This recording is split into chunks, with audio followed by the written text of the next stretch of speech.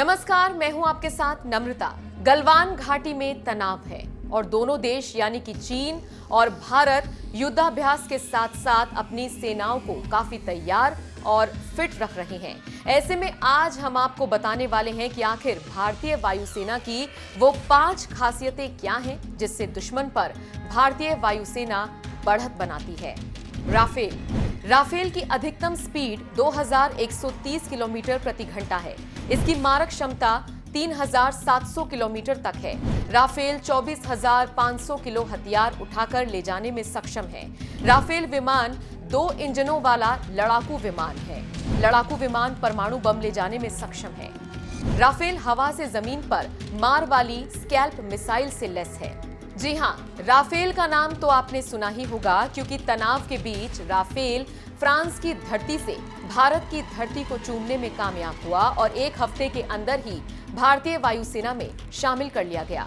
रक्षा मामलों के जानकारों की माने तो राफेल की पॉइंट है जो दुश्मन के खेमे में कभी भी किसी भी वक्त तबाही मचा सकता है। इस एक लड़ाकू विमान की कीमत 673 करोड़ है, लेकिन इस विमान में लगने वाला हथियार, सिमुलेटर, ट्रेनिंग, कुल मिलाकर इसकी कीमत 1076 करोड़ बन जाती है। तो आप समझ सकते हैं कि राफेल क्या है। अब बात सुखोई की। सुखोई Su-30 MKI बेहतरीन लड़ाकू विमान है।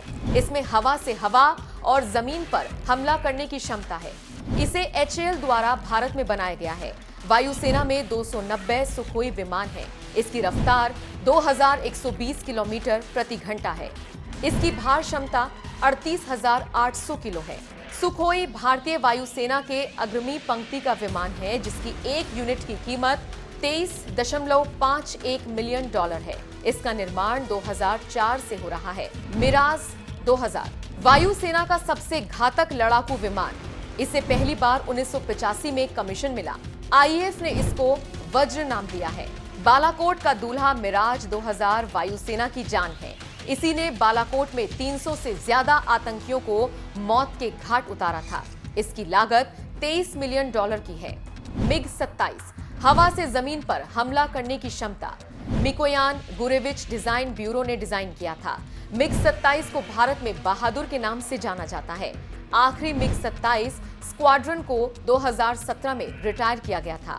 भारतीय वायुसेना अभी भी अपडेट MiG-27 संचालन करने वाले देशों में शामिल है। ये MiG-23 की तरह कम ऊंचाई वाला लड़ाकू विमान है। मौजूदा समय में इस लड़ाकू विमान की कीमत 177 करोड़ रुपए है। ये भी भारतीय वायुसेना की ताकत में इजाफा करता है। जगुआर ब्रिटिश रॉयल वायुसेना और फ्रांसीसी वायुसेना ने विकसित किया। इसे भारत में शमशेर के नाम से जाना जाता है। इसे हवा से जमीन पर हमला करने में महारत हासिल है।